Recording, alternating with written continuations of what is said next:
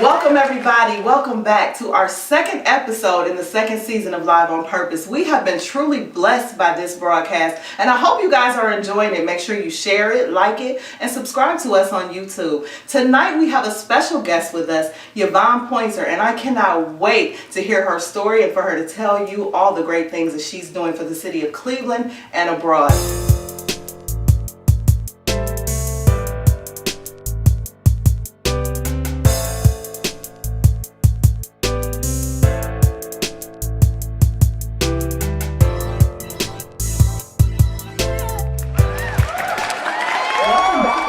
And I am live with Yvonne Pointer. Welcome. Thank you for having me. I'm glad to be here. Absolutely. I have heard so much about you for so many years, and this is actually my first time us meeting in person, so I'm actually honored that you are here with us. Well, I'm honored to be here. Great. It's a pleasure meeting you. Thank you. Thank you. So, besides being an author, just a community activist, tell us a little bit more about Yvonne Pointer.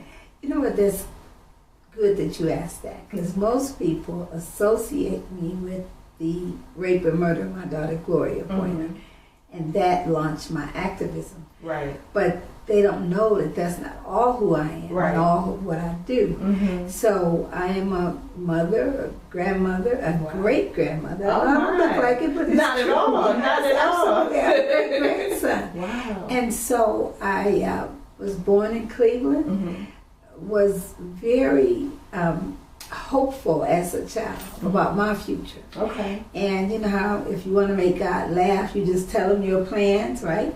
So I had this plan. I was going to travel the world. I was going to do X, Y, and Z. And life was interrupted by that horrific, tragic, violent episode. And so I had to deal with a new normal. So that's not who I am, that's what I do. Right. And so I'm just really grateful, you know, for people to get to see that you can make a difference, no matter what the situation is. Absolutely. So you had a plan, you got a little derailed, but obviously this was part of it. It was part of God's plan for these things to kind of happen, because I know you've touched many lives. We had Laura Cowan on the show and she just spoke so greatly of you and how you've touched her as well. So what about, I know that the incident kind of jump-started things for you, but what's kept you going and kept you in this? Well, I pray a lot. You know, one time I was sitting across from one of my brothers and he asked me, what are those black things on your knees, you know? And I said, those are prayer knots, because I'm always on my knees. And so much so I have permanent imprints. And we do that for strength and guidance, especially when you do this kind of work. Right. And you don't know where your next step is or what are you supposed to do. So you have to ask for a greater power to direct you. So I can say that prayer is the key to anything that will unlock the door, especially when you are looking for guidance in unfamiliar places. Absolutely. You know? So as you travel around and as you speak to many different people, what is the thing that what is your core of what you're talking to folks about and helping them cope with whatever they've been through, or kind of talking to folks? What's the core of that? You know, I love movies, okay? So I don't like just go to the theater to watch. I listen for messages, and one particular film was The Shawshank Redemption. Oh, I love that movie. Yeah, that movie has a powerful message, and that message is hope. Andy Dufresne in the movie, he knew he was innocent, and he never gave up hope. A lot of times when people lose hope in life is where they start accepting anything. But when you have hope in something greater, it will see you through. You know, like in my daughter's case, it was 29 years before an arrest was made. But I never gave up hope. I knew that one day I was going to come face to face with this person. I just didn't think it was going to take 29 years. Right. But hope is powerful. Right. So my message to anybody is never give up on hope. Never. Now, have you had someone come back to you after maybe you counseled them, or you know, after they've had a devastating loss and you counseled, have they come back to you and said, you know, it was because you said this, or because you know, guided me here? Have you had that experience? All the time, all the time, because I gotta say that prior to my complete deliverance, I was running out of hope. Okay. And I remember exactly where I was in the conversation that I was having with God when I didn't have a reason to continue. And so God, who is a present help, was right there at that midnight hour. And I kept saying, I don't have a reason to live. Not suicidal, just nothing inside of me that was saying, keep going. And so as God began to list the reasons, I kept saying, that's not good enough. That's not good enough. I just want out of here. And then he spoke to me these words. He said, then I will be your reason. That is powerful. Yeah, just that simple phrase. Right. So that's the reason that you get up. That's the reason that you do what you do. Right. So when people come back to me, they're just affirming that my purpose is being fulfilled. And you know what the purpose is, and so many people don't get it. It is to serve others. Absolutely. You know, and until you get that, that's right, you will never reach where that's you're exactly destiny. Right. Absolutely. If you having like a narcissistic kind of life, and you know it's all about you, it's all about you, well, that's the problem. Right. If you can just reach outside of yourself and find someone less fortunate, then you're going to find your purpose. Absolutely. I mean, you weren't put here just to be all into you, and you know, as much as you want to think that it's all about you, it really isn't. It's not. No. Absolutely. So tell me about Africa. Oh my God, that's one of my many life purposes. We have a scholarship locally that people don't even know about. Wow. Through the John Hay High School, my daughter always wanted to go to John Hay, and because she did not make it, since 1991, I've been giving scholarships at John Hay, $2,000. Students at John Hay can apply for the Gloria Pointer Scholarship. Wow. So just when I thought, okay, that's my purpose, I received a letter from a boy in Ghana, West Africa in 2003. And he was destitute, didn't have any food, and he questioned the existence of God. If you're so real, God, why won't you feed me? And that's all he said. And on the ground in Africa was a piece of paper about Gloria. So he picked it up, read it, like, oh my God, this girl was murdered, and wrote me a letter to say, yes, I'm sorry to hear about the murder of your girl child. Well, since I deal with criminals all the time, I'm thinking, right. If you found something about Gloria, send it to me. And it did. A dirty piece of paper came. That was in 2003. So we began feeding children there, educating, and 5 years into that, they invited me to come to Africa. Well, I don't know anything about Africa, but I do know when you live on purpose, it might lead you to places and you never be ready to go. I ended up going to Africa. I wept. I said, okay, God, what's the purpose here? And so we just ramped it up and started feeding more and educating more. Then somewhere this thought came, build a school. How do you build a school in Africa? Well, last year in August, 22 of us went back to the grand opening of the Gloria Pointer International Education Center in the village of Antankwa in Ghana. And then, that was in August, and a friend of mine that went with me was so moved until she funded another school. Oh my God. Yes. And as we even do this interview today, we're in the process of building the third school. What a blessing. Yeah. So if you get in purpose, if you be alive with purpose, then you can do things. You're not limited. Absolutely. God is universal. We in a big world.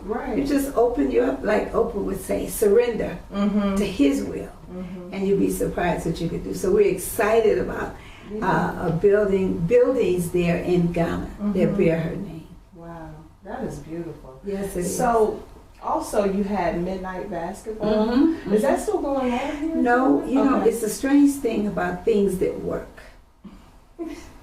How they get rid of it. So don't start me to talking about a design. Hey, that's what it's about. Yeah, about a design to keep us oppressed. And once you come to the realization that there is a design working against you, then your objective in life is to find out how not to be subject to that. Can I give you an example? Please. If somebody don't like your hair, you know, they don't like your earring, they don't like your eyebrows, and so you are so used to being aggravated because they don't like your hair, your earrings, your eyebrows.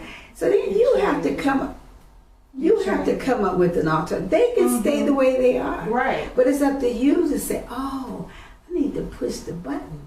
So when I see this individual and they're pushing it, and they're mesmerized that it no longer has an impact. So that's the message to the people that were in midnight basketball. If you see this is about your demise, selling drugs, doing all kind of criminal activities, why would you continue to do it? You're not gonna win. Right. It's not set up for you to win. Right. So if you go to McDonald's and get a job, which would equal the pay that you're going to get when you're institutionalized, because you are going to be institutionalized. So why not get ahead of it? Just, okay, I'm going to go to Burger King and work. Right, exactly. I'm not going to sell drugs. It's going to all even out. Yeah. So midnight basketball is no longer in existence, but the time that it did function, it functioned properly. Yeah. That's beautiful. Yeah, I would love to bring it again because you can see that these people need something. They need something. They do. Yeah. The city of Cleveland needs something. The youth in the city of Cleveland need something. And we need to continue to champion these efforts and not let those folks get in the way. Well, we need more people like you who can take little that can become much. See, this is our message. You don't have to. I am not sports oriented, okay? No, I don't know anything. So don't ask me. Right. How did you do midnight basketball? You don't know anything about basketball, right? But I got an analogy the other day that I know it came from God. I was thinking about the game of football. And what is the ultimate goal? The ultimate goal is to make a touchdown. I was like, oh my God, I thought that myself. Well, what happens when you don't make a touchdown? What is the next goal? The next ultimate goal is to advance the ball. Right? Down the field. I'm feeling good about it. Yeah, towards the goal. Right. So then, what if you're not advancing? If you're on the field, you understand, you're still in the game. Right. So the ultimate thing is to just know that you may not score a touchdown every day. Right. But if you're on that field, and then if you just advance it 1 inch, then that's something to celebrate. And you're still in the game. You got to stay in the game. Yeah. And you can go sit on the bench, but guess what? You're still on the team. That's right. You suit up every day. Get up, put your suit on, and get in the game. I love that. Yeah, I like it too. I'm like, oh my God, I get it. I get it. Yeah. So my question I always ask all my guests, if I came over for dinner, what are you going to fix? What's your signature dish? Well, let me say this. See, again, people know the activist, the author, and all like that, but they don't know Yvonne the cook. That's my favorite. Is that your thing? Okay. Please. Well, wait a minute. Let's go. No. I turned the oven off to come here because I made a pound cake, I made lasagna, I made spaghetti, I made macaroni and cheese, I made green beans, and I love peach cobbler. I just love to cook. It's something about, excuse me, it's something about butter on the counter softening. You can do so much with it. Yes, you can. Yes. Wow. So just everything. Anything. I can cook anything. I love that. Well, how can people find out more about you? Well, excuse me. On April 30th, we have a major event coming. Okay. Where we are going to be honoring, it's called a Celebration of Hope. We got one of our honorees is going to be Elvin Ross, who is Tyler Perry's musical director for all his films. Okay.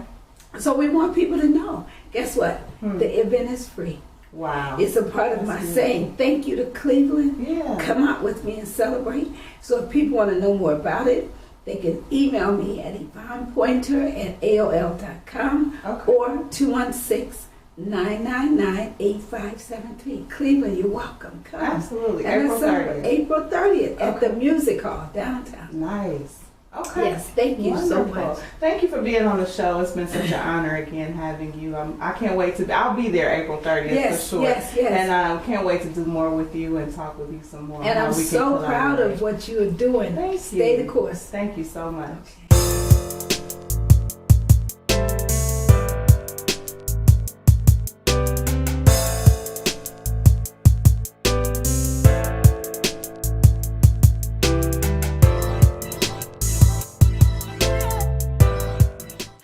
everybody. Thank you so much for joining us for the second episode of Live on Purpose. Tonight we had Yvonne Pointer with us, and what a story she had to share with us. I'm glad you were able to stop by. Remember to share, like, and follow us. Make sure you subscribe to us on YouTube, Live on Purpose. We'll be here each and every Saturday, and we're glad that you stopped by. Thank you guys. See you next time.